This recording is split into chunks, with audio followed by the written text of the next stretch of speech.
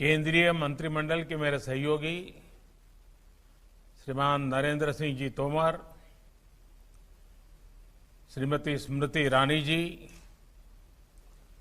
भाई पुरुषोत्तम रूपाला जी, कैलाश चौधरी जी, श्रीमती देबाश्री चौधरी जी, food and agriculture organisation के प्रतिनिधिगण, अन्य महानुभाव और मेरे प्यारे भाइयों और बहनों,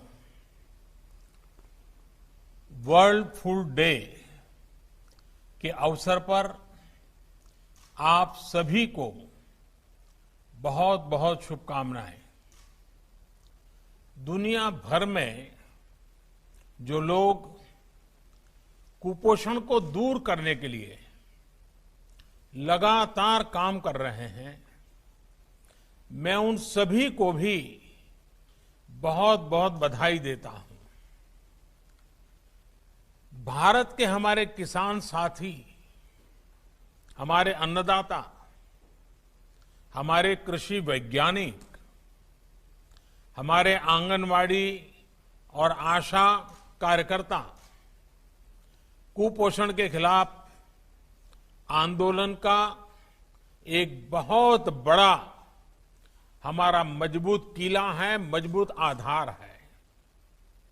इन्होंने अपने परिश्रम से जहां भारत का अन्न भंडार भर रखा है, वहीं दूर सुदूर गरीब से गरीब तक पहुंचने में सरकार की बहुत मदद की है। इन सभी के प्रयासों से ही भारत कोरोना के इस संकट काल में भी कुपोषण के खिलाफ मजबूत लड़ाई लड़ रहा है। साथियों, आज फूड एंड एग्रीकल्चर ऑर्गेनाइजेशन के लिए भी एक महत्व का दिन है। आज इस महत्वपूर्ण संगठन के 75 वर्ष पूरे हुए हैं। इन वर्षों में भारत सहित पूरी दुनिया में एफएओ ने कृषि उत्पादन बढ़ाने, भूखमरी मिटाने और पोषण बढ़ाने में बहुत बड़ी भूमिका निभाई है। आज जो 75 रुपये का विशेष सिक्का जारी किया गया है, वो भारत की 130 करोड़ से अधिक जनता जनार्दन की तरफ से आपकी सेवा भावना का सम्मान है। एफएओ के वर्ल्ड फूड प्रोग्राम को इस वर्ष का नोबेल शांति पुरस्कार मिलना भी एक बहुत महत्वपूर्ण सीमा चिन्ह है और भारत को खुशी है कि इसमें भी भारत की साझेदारी और भारत का जुड़ाव बहुत ही ऐतिहासिक रहा है। हम सब जानते हैं, डॉक्टर विनय रंजन सेन जब एफएओ के डायरेक्टर जनरल थे, तब उनके नेतृत्व में ही वर्ल्ड फूड प्रोग्राम शुरू किया गया था। डॉक्टर सेन ने अकाल और भूखमरी का दर्द बहुत करीब से महसूस किया था। पॉलिसी मेकर बनने के बाद उन्होंने जिस व्यापकता के साथ काम किया, वो आज भी पूरी दुनिया के काम आ रहा है। वो जो बीज बोया गया था, आज उसकी यात्रा नोबेल प्राइज तक पहुंची है। साथियों, एफएओ ने बीते दशकों में कुपोषण के खिलाफ भारत की लड़ाई को भी बहुत नजदीक से देखा है। देश में अलग अलग स्तर पर कुछ विभागों द्वारा प्रयास हुए थे, लेकिन उनका दायरा या तो सीमित था या टुकड़ों में बिखरा पड़ा था। हम जानते हैं, छोटी आयु में गर्भधारण करना, शिक्षा की कमी, जानकारी का अभाव, शुद्ध पानी की पर्याप्त सुविधा न होना, स्वच्छता की कमी, ऐसी अनेक वजहों से हमें वो अपेक्षित परिणाम नहीं मिल पाए थे जो कुपोषण के खिलाफ की लड़ाई में मिलने चाहिए थे। मुझे गुजरात में मुख्यमंत्री के रूप में सेवा करने का अवसर मिला था, तो इन तथ्यों को मैंने ध्यान में रखते हुए वहां पर अनेक नई योजनाओं पर काम शुरू किया था। आखिर दिक्कत कहां है? नतीजे क्यों नहीं मिल रहे हैं और नतीजे कैसे मिलेंगे? इसका एक लंबा अनुभव मुझे गुजरात में मिला। उन अनुभवों को लेकर जब 2014 में मुझे देश की सेवा करने का मौका मिला, तो मैंने नए सिरे से पूरे देश के अंदर कुछ प्रयासों को प्रारंभ किया। हम इंटीग्रेटेड अप्रोच लेकर के आगे बढ़े, होलिस्टिक अप्रोच लेकर के आगे बढ़े। तमाम साइलोज को समाप्त करके हमने एक मल्टी डायमेंशनल, बहुआयामी रणनीति पर काम शुरू किया। एक तरफ नेशनल न्यूट्रिशन मिशन शुरू हुआ, तो दूसरी तरफ हर उस फैक्टर पर काम किया गया जो कुपोषण बढ़ाने का कारण था। बहुत बड़े स्तर पर परिवार और समाज के व्यवहार में परिवर्तन के लिए भी काम किया। स्वच्छ भारत मिशन के तहत भारत में 11 करोड़ से ज्यादा शौचालय बने। दूर दराज वाले इलाकों में शौचालय बनने से जहां स्वच्छता आई, वहीं डायरिया जैसी अनेक बीमारियों में भी कमी देखने को मिली। इसी तरह मिशन इंद्रधनुष के तहत गर्भवती माताओं और बच्चों के टीकाकरण का दायरा भी तेजी से बढ़ाया गया। इसमें भारत में ही तैयार रोटा वायरस, इस रोटा वायरस जैसे नए टीके भी जोड़े गए। गर्भावस्था और नवजात शिशु के पहले 1000 दिनों को ध्यान में रखते हुए मां और बच्चे दोनों के न्यूट्रिशन और केयर के लिए, उसके लिए भी एक बड़ा अभियान शुरू किया गया। जल जीवन मिशन के तहत गांव के हर घर तक पाइप से पीने का पानी पहुंचाने के लिए तेजी से काम चल रहा है।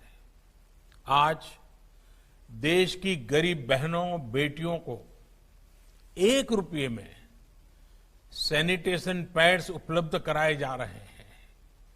इन सब प्रयासों का एक असर ये भी है कि देश में पहली बार पढ़ाई के लिए बेटियों का ग्रॉस एनरोलमेंट रेशियो बेटों से भी ज्यादा हो गया है।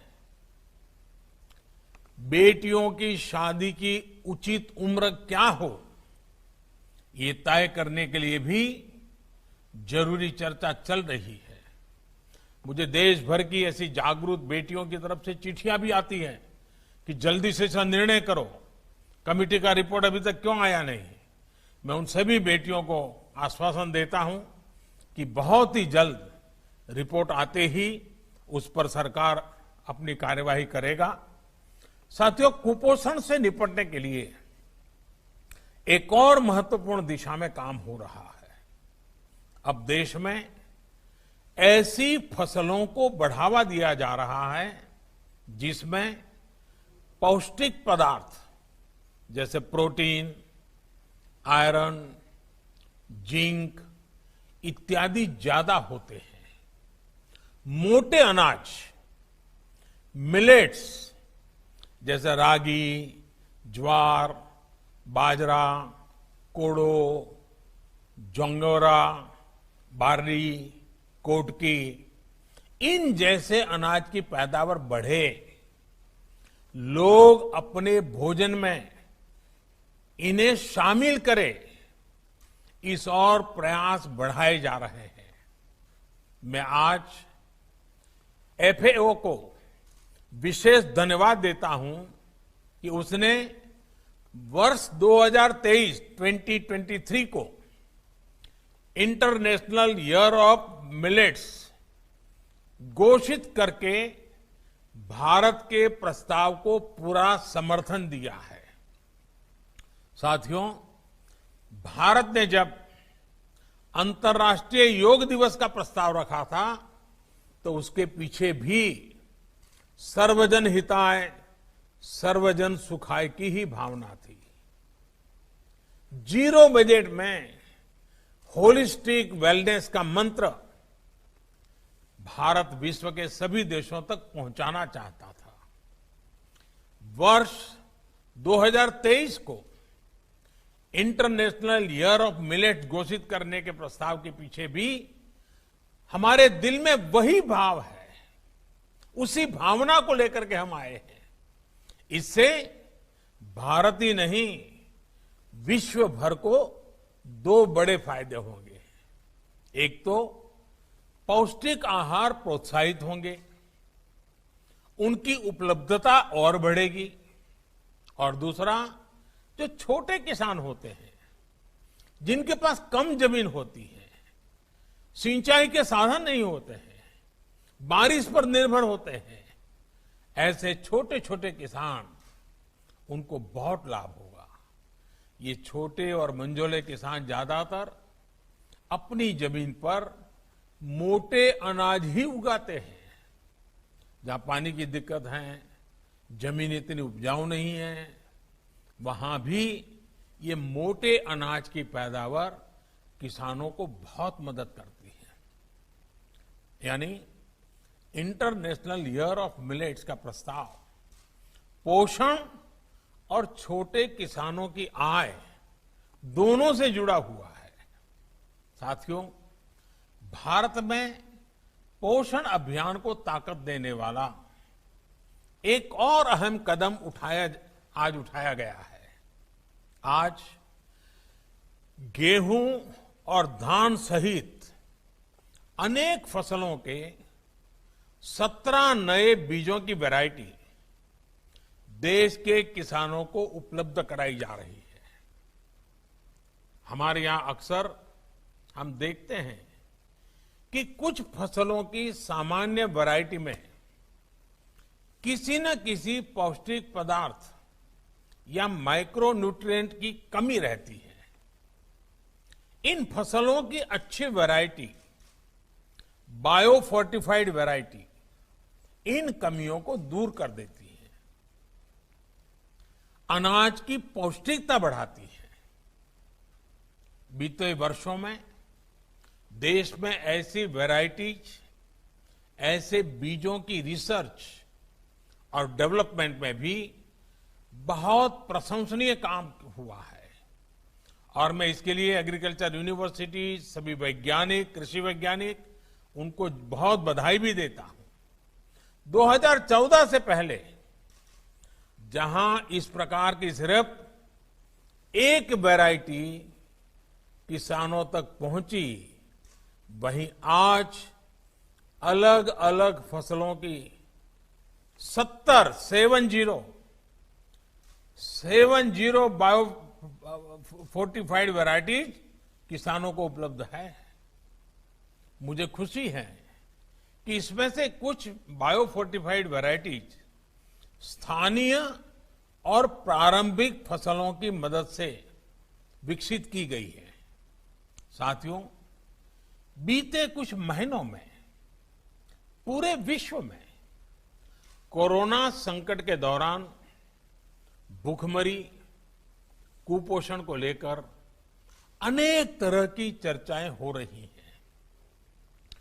बड़े से बड़े एक्सपर्ट्स अपनी चिंताएं जता रहे हैं कि क्या होगा, कैसे होगा।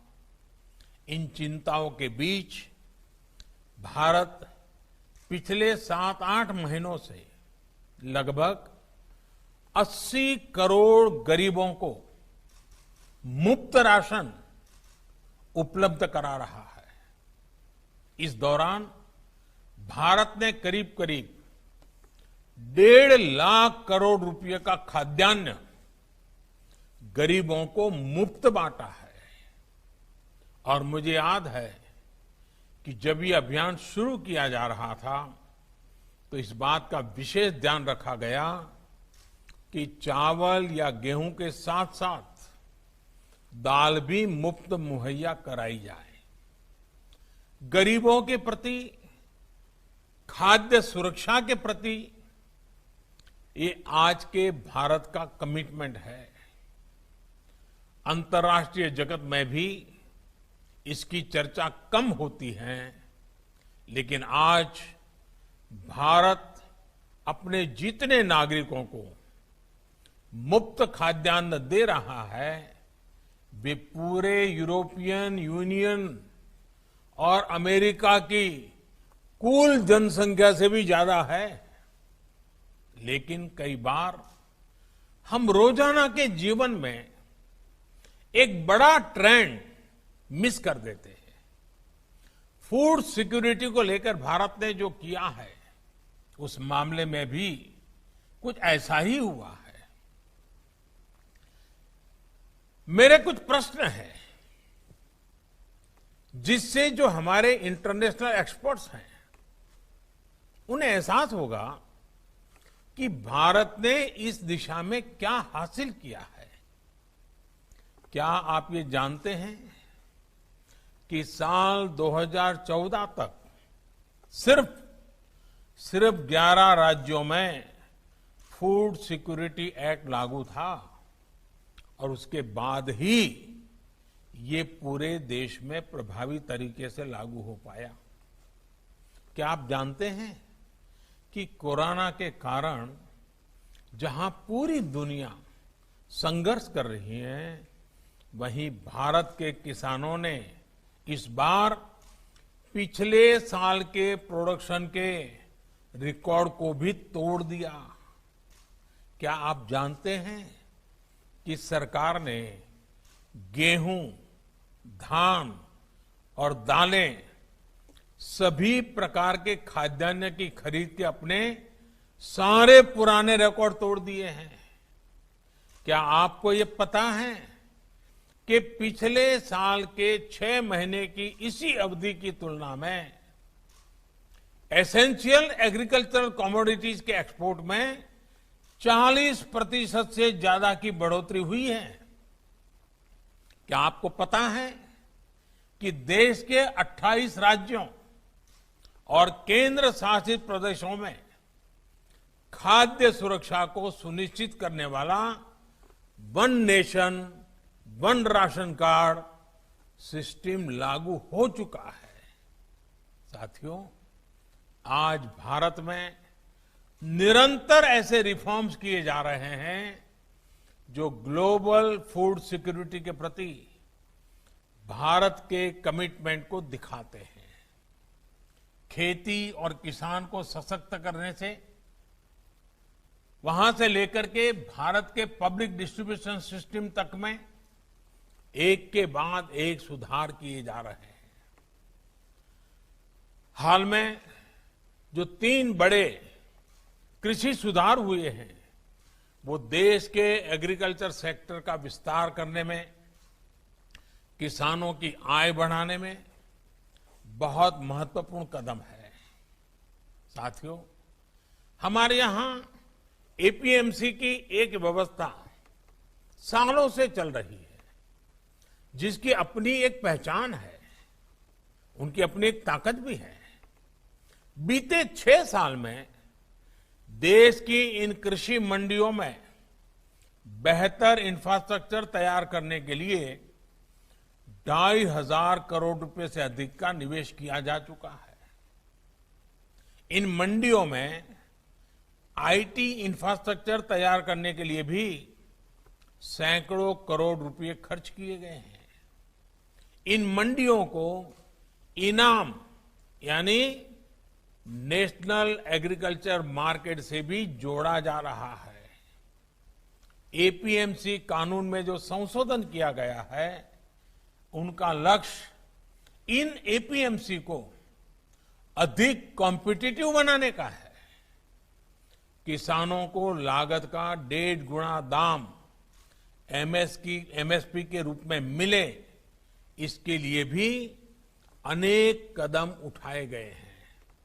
साथियों, एमएसपी और सरकारी खरीद देश की फूड सिक्योरिटी का अहम हिस्सा है।